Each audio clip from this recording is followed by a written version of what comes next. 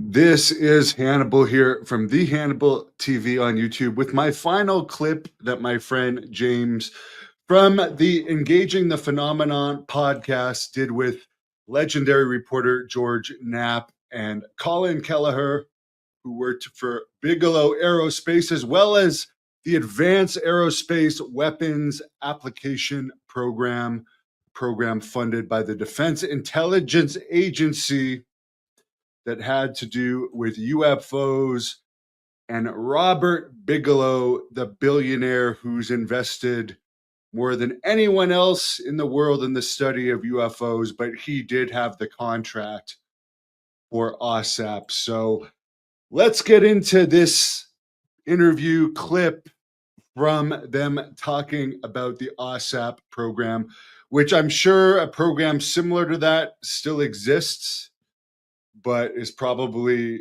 still classified. This AAWSAP program wasn't released to the public until the New York Times article that came out in 2017, the same time where the Tic Tac, Go Fast, and Gimbal videos went public. So enjoy. Both of you are friends, are colleagues with Robert Bigelow.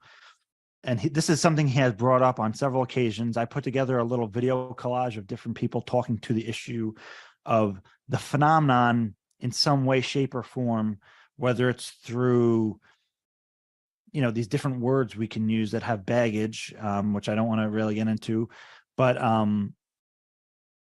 maybe even surrogates, right? The phenomenon walking among us. And the 60 Minutes, Robert Bigelow had said, he's laughing. It's like, it's right under everybody's noses. It's like, they're here. They're walking among us. George. Yeah, I have to agree with him. I don't have any evidence of it, but there are some pretty compelling cases that have come my way. I'm thinking back to Ingo Swann. Yes. Yeah. Penetration.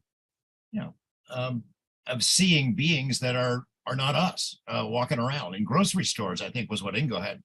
Yeah. I think that's probably true. I don't know how you document that. If they don't want to be seen, they're not seen. So I'm open to the possibility. Colm? Well, I mean, I think everybody has read Nick Redfern's books on these men in black and the black-eyed kids, and I mean, there's a whole bunch of different lore out there.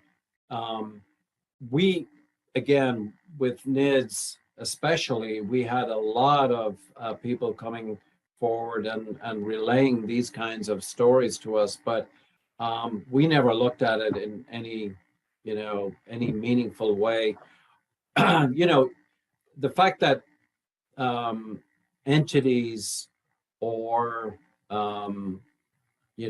they, quote unquote, they are walking among us doesn't necessarily mean they're visible. I mean, when we were on the when we were on Skinwalker Ranch, there were I would say a handful of occasions when I was 100% certain that within 5 feet or maybe 10 feet of me, something was standing there, because I could feel it, I could see it staring, or I could feel it staring at me. And this was not sort of something that happened all the time. And these were standout occasions for me when something was that I couldn't see was standing very close to me, and something that smelled. I got odor evidence also that it was not smelling very nicely. But that's an example of something walking among us. It's just that we can't see it, and I would totally support that. There's an awful lot in our environment. A lot of the anecdotal stuff that we gathered at NIDS and in some cases AAWSAP showed that in the infrared area of the spectrum, that there was a lot of activity that we were not able to see with our visible eye beyond 900 nanometers. I mean, once you go beyond 900 nanometers and you're using infrared technology or night vision technology, you can gather a lot more data. But in terms of walking among us, Yes. There Yeah, were there's some a several. dramatic incidents, James, at the ranch that we talked about in Hunt for the Skinwalker, and also in the follow-up, the Skinwalkers at the Pentagon, things that happened at the ranch that were in the invisible spectrum that maybe your listeners would remember. The something went up the telephone pole and ripped the hell out of a camera, did it invisible. It happened, but it did it invisibly. There were cases where the rancher recalls seeing something moving through water, displacing water. It was physical in that sense, but it was invisible. There were times when it would walk through its cattle and disperse the cattle. Something physical that was real that you couldn't see. Scary. What? The AAWSAP program was a UFO program. It is a model of what a UFO program should be. People kind of forget about it. It gets mixed into the national dialogue with ATIP, and there's a lot of confusion about that. But this was a big, robust, definitive program that looked at hardcore issues about how UFOs fly, how they do what they do. This book, the real strength of it is it goes into the files, it digs out the cases, it demonstrates the physical characteristics of UFOs in very well documented cases and incidents where they would set down, how they show lift and propulsion, how these things presumably work. It's the kind of data that the UFO world is always demanding that it wants. Here it is. And these are cases, a lot of them are older cases taken from the files, so there's no confusion about whether or not these are Chinese drones. AAWSAP, as Jim Lakatsky said in the very first public statement, first interview I ever did, this was a UFO program. It looked at a lot of broader topics associated with UFOs, but first and foremost, it looked at flying saucers, unknown craft, UAP, how they do what they can do. So then we have Project Engagement. Project Engagement was one of the initial projects that were they were thought about regarding capturing historical aspects of the UFO phenomenon from oral histories. Also, there was an attempt, or there was a thought about reaching out to various levels of academia regarding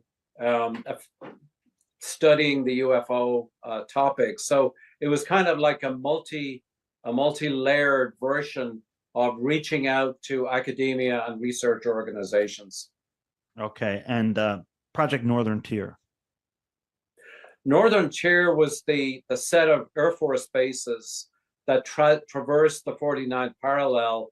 So things like Loring Air Force Base in Maine, Wordsmith Air Force Base, Minot Air Force Base in North Dakota, Maelstrom Air Force Base in Montana. All of these Northern Tier bases were ringed across the 49th parallel in order to detect incoming Soviet missiles over the North Pole, but they also had intercontinental ballistic missiles. And during the 1970s, 1960s, and 1980s, they were besieged by a whole bunch of different UFO phenomena. So Project Northern Tier was attempted to actually create a database with all of the people who were on those Air Force bases at the time, to separately interview them and to construct a much more detailed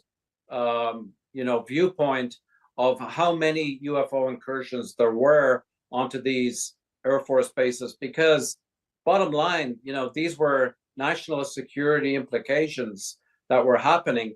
The second part of the Northern Tier was we had a long interview with Colonel Barry Hennessy, who was the legendary head of the Air Force Office of Special Investigations. We had a long interview with him regarding the Project Northern Tier. And, he told us that a lot of the UFO incursions into these Air Force bases were actually penetration detection operations that were orchestrated by Air Force Office of Special Investigations to detect how well the Air Force, the United States Air Force, was in dealing with incursions into Air Force bases. But he said about 50% of the UFO activity that were detected at the time, they had no idea who they were. So they were not generated from AFOSI. They were not generated from the United States military. They were quote unquote unknown.